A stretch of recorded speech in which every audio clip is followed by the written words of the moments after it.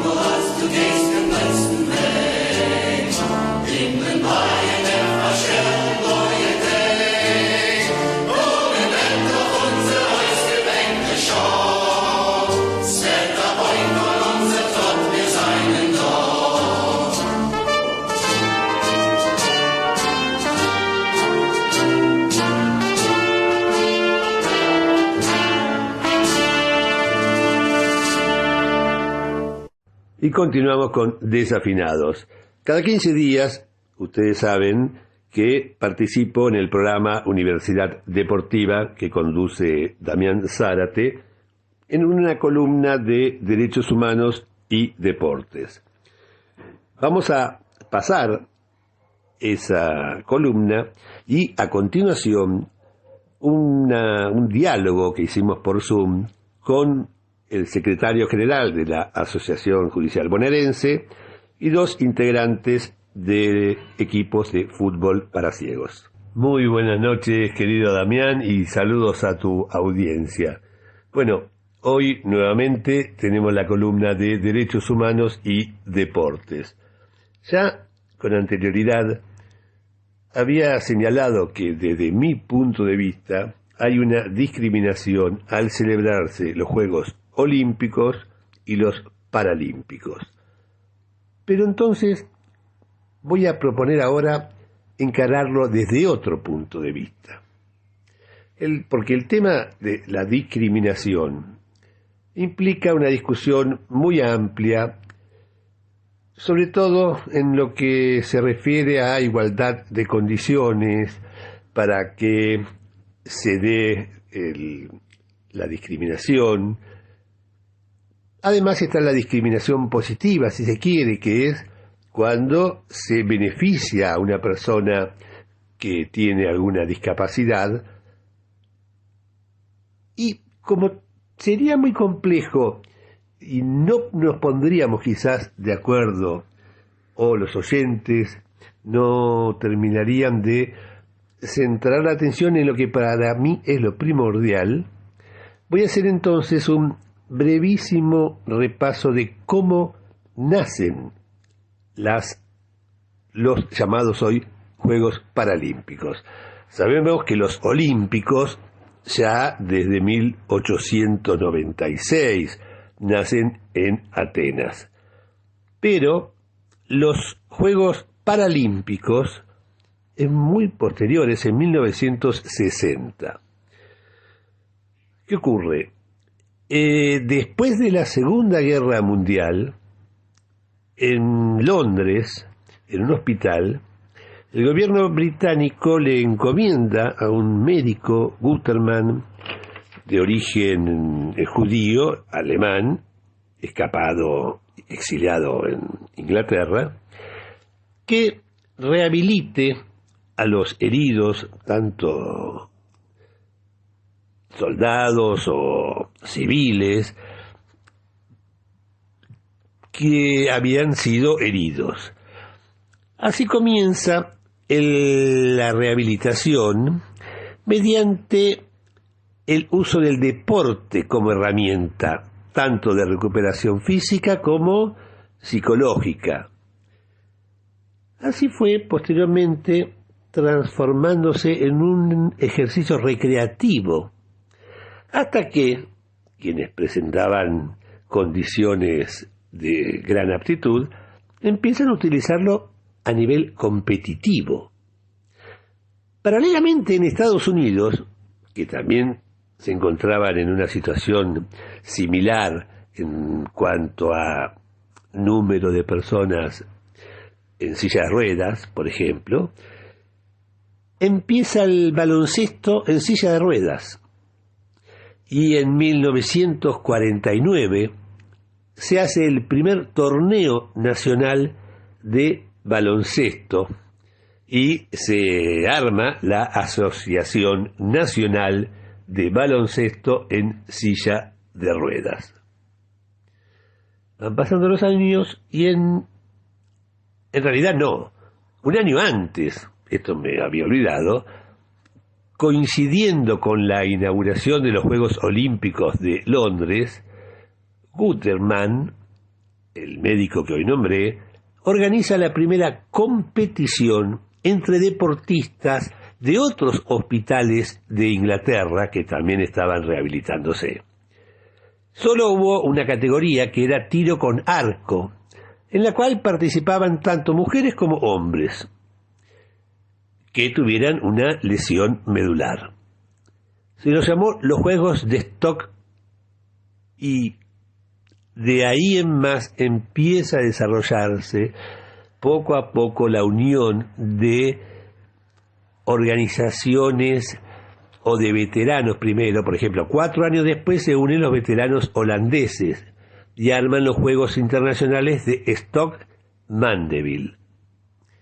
Con ese antecedente se crean las primeras Olimpiadas para minusválidos. Ese era el nombre con el que se crearon. Olimpiadas para minusválidos. Y recién en 1980 pasaron a denominarse Juegos Paralímpicos. De ahí en más, cada 4 años se celebra, pero no siempre coinciden con los Juegos Olímpicos. El primero, el de Roma en 1960 y el de Tokio del 64, coincidieron los Juegos Olímpicos y los Paralímpicos. Posteriormente no. A veces sí, a veces no. Y paralelamente, ya desde 1960, se empiezan a crear distintas organizaciones con el objeto de promover competencias entre jugadores con alguna discapacidad. Pero cada organización se dedicaba a determinadas discapacidades, paralíticos, ciegos. Ahora, adviértase que ya no eran para rehabilitación ni recreación, sino que a nivel competitivo.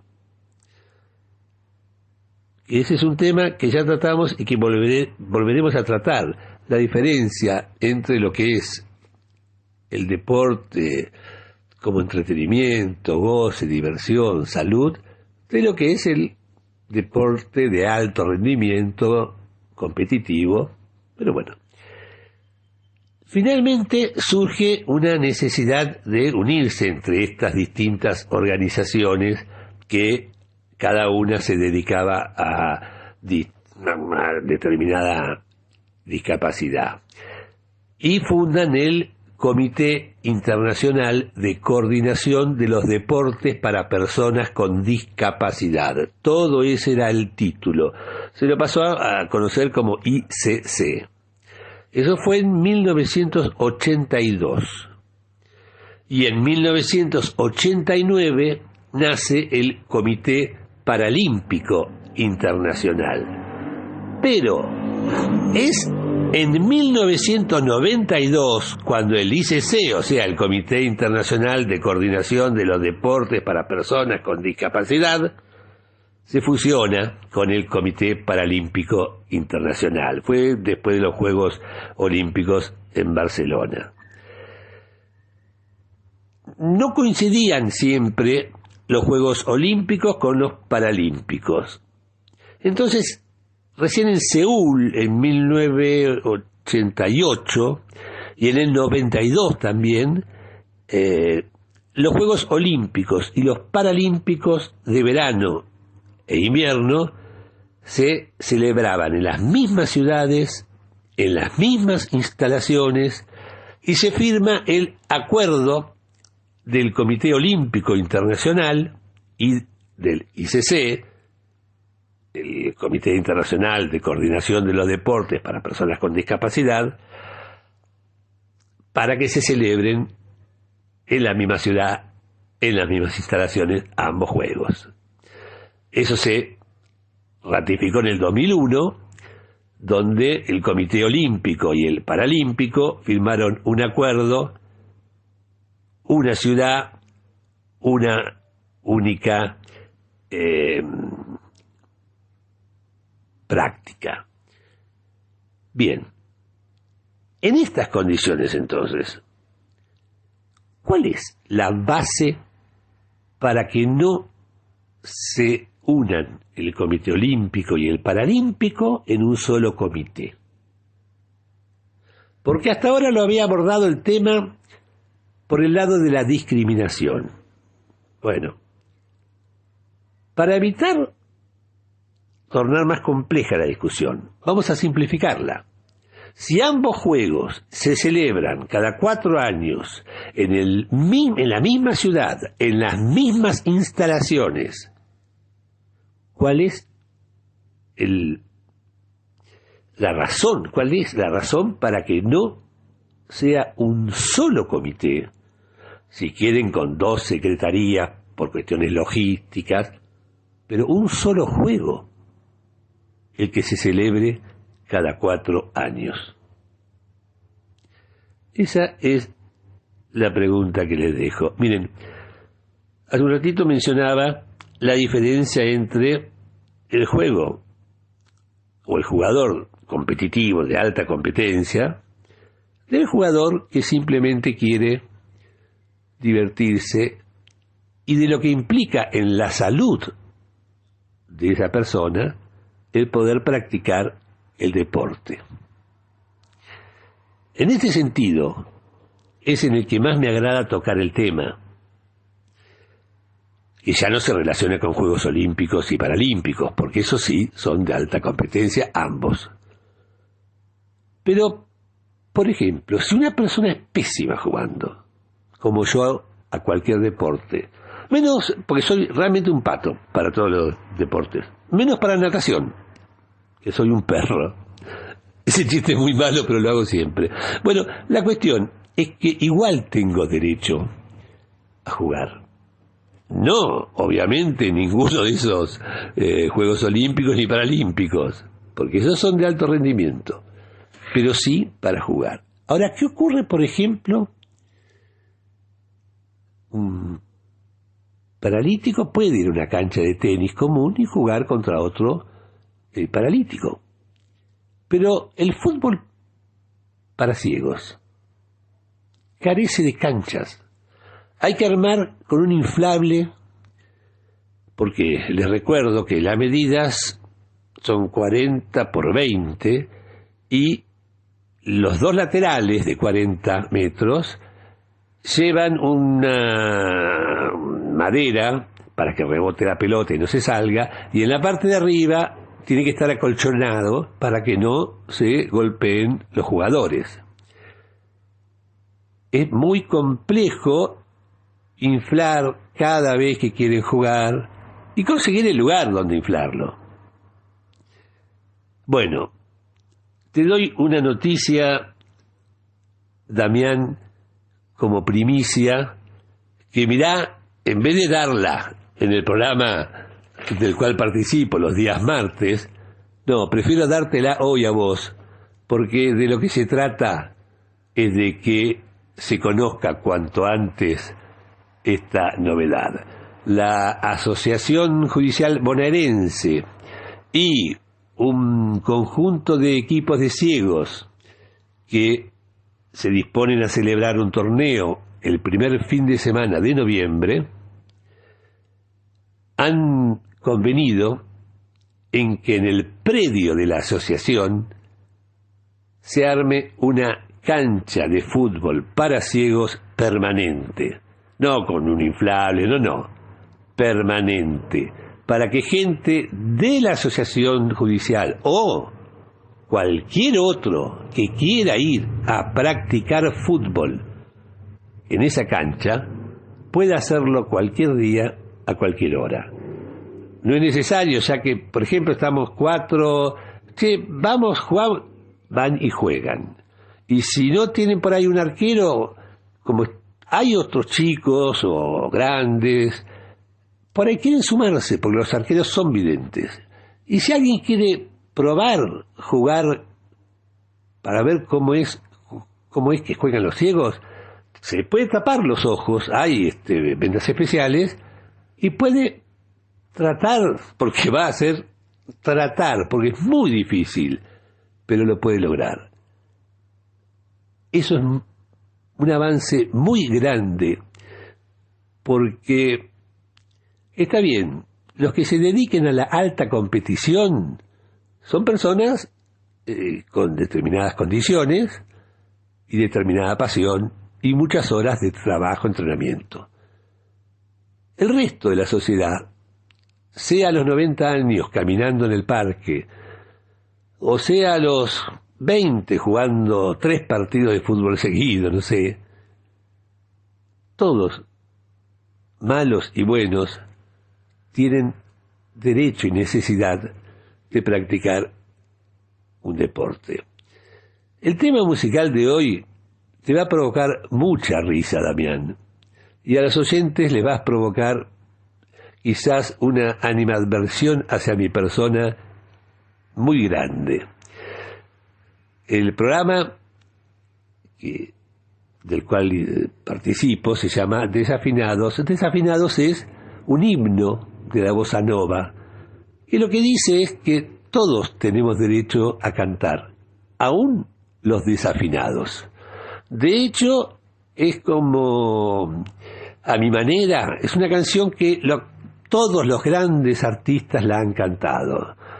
Frank Sinatra tiene una de las versiones más lindas para mí.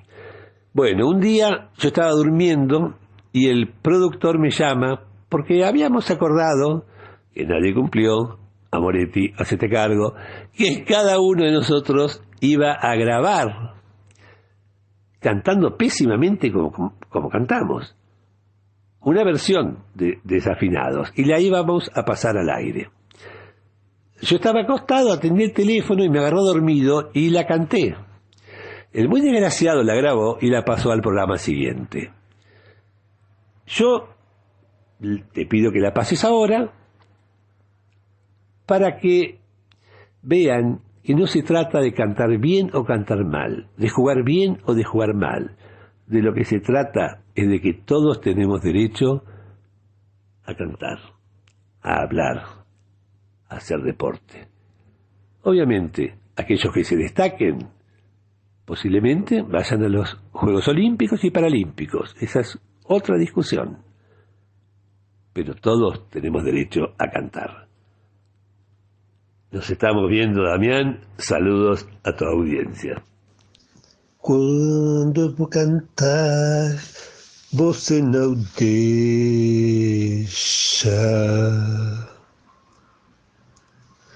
E sempre bem a mesma queixa.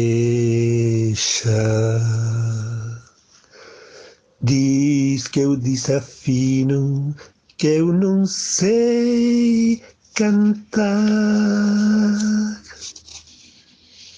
Você tão bonita, mas tua beleza também pode se enganar. Se você disser que desafino amor, saiba que isto em mim provoca imensa dor. Sou privilegiado, tenho ouvido igual ao seu. Eu possuo apenas o que Deus me deu. Se você insiste em classificar meu comportamento de antimusical, eu mesmo mentindo te vou argumentar que isto é bossa nova, que isto é muito natural.